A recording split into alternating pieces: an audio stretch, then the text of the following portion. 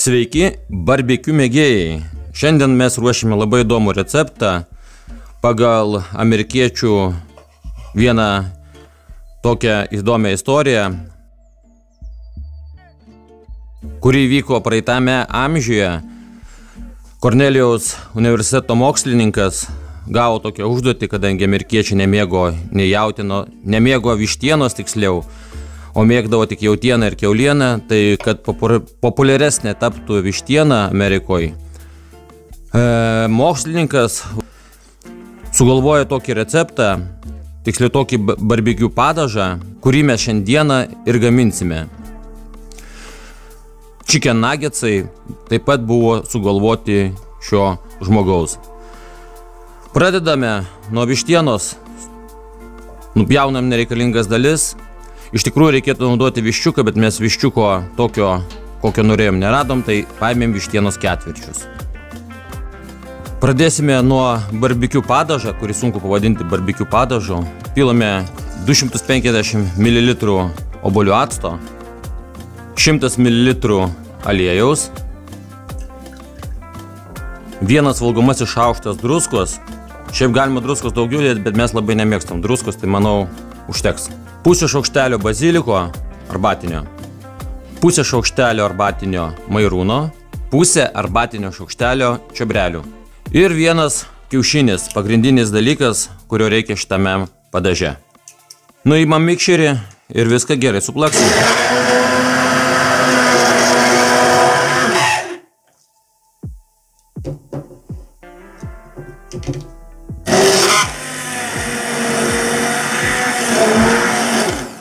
Nu ir žiūrėkit, turim pabaigoje gauti štai tokį baltos spalvos, beveik kaip pieną, mūsų padažą, kurį naudosim vištienos marinavimui. Na ir pilame ant vištienos, truputėlį paliksime, nes reikės mums kepimo metu vištieną sutepti šituo barbekiu padažu.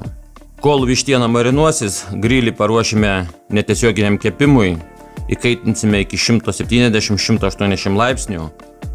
Ir kepsime maždaug apie valandą, karts nuo karto sutepsime šituo barbekiu padažu.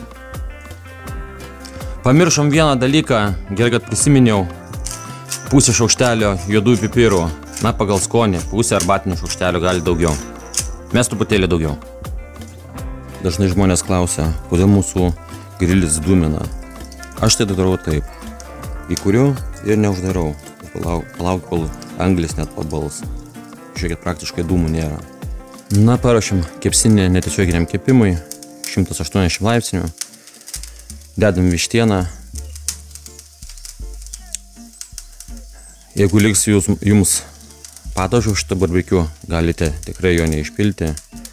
Jisai šaldytuve gali stovėti iki 2 savaičių. Tarkim, pakartoti norėsite kitą savaitgalį, ar svečių turėsite, tai tikrai šitas padažas yra dar naudojamas. Na ir dabar sudėję vištieną su sausu vienkartiniu rankšluosčiu nuimam drėgmės perteklių. Uždarome ir po 15 minučių sutepsim. O kaip čia kepa, o kaip čia skaniai kvepia. Nu ką, pirmas patepimas, kaip sakoma, po 15 minučių.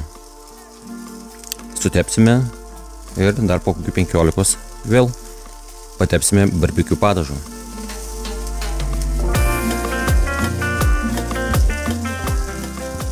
Laukia oras nuostabus, pats tas barbekiu sezonas.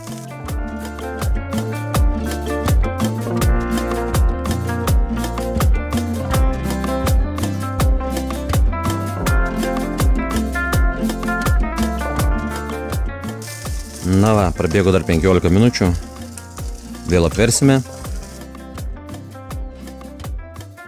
Geras oras barbekiu mėgėjams, paukščiukai čiulba, saulė šviečia. Na ir sutepam.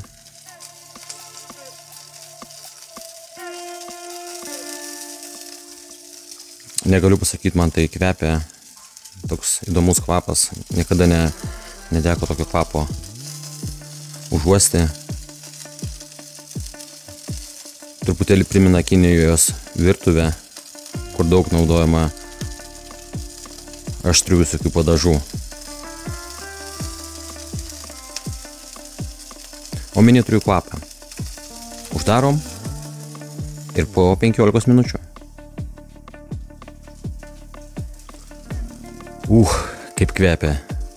Vėl verčiam.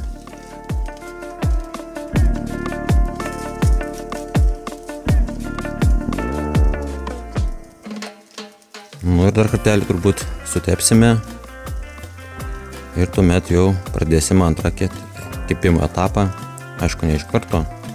Dar kažkiek laiko pakeps, pažiūrėsim, kokia vidinė temperatūra mėsos vištienos. Vidinė temperatūra turėtų būti mėsos ne žemiau kaip 79 laipsniai.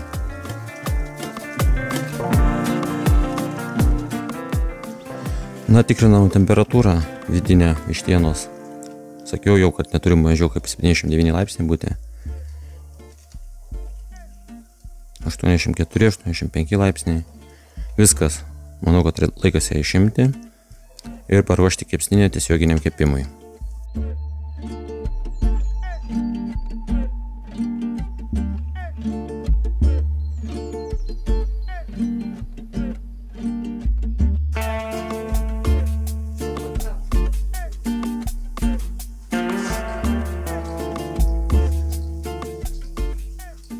Paruošėm kepsninę netiesioginiam kepimui, uždėjom stovelį ant aukšto ir dėsime vištieną.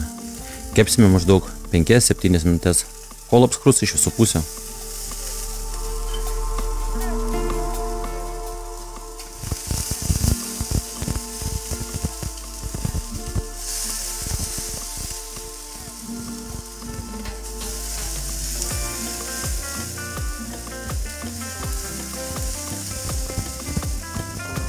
Čia reikia būti labai atidiems, kad nesudeginti vištieną.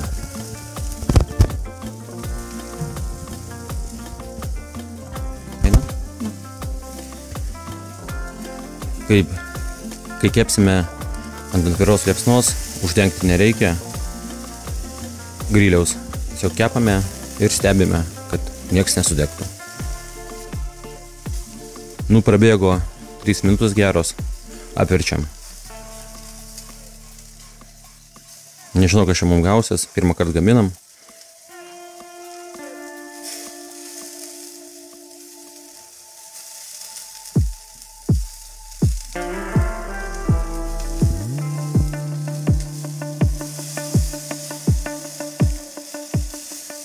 Čirška, kvepia skaniai. Vištieną apskrudinom, nuimam, susitiksim prie stalo. Kas neturite antro aukšto stovo, tai galite kepti tiesiog ant pirmo aukšto grotelių, tik tai būkite labai atidus, kad vištiena nesudegtų.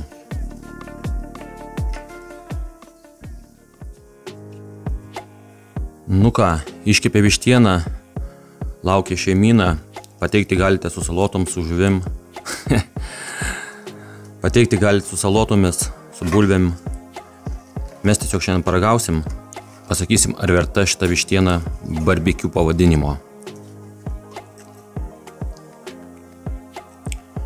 Ragausiu gabaliuką. Dar pavaryk per odelę. Aš manau, kad puikiai girdisi.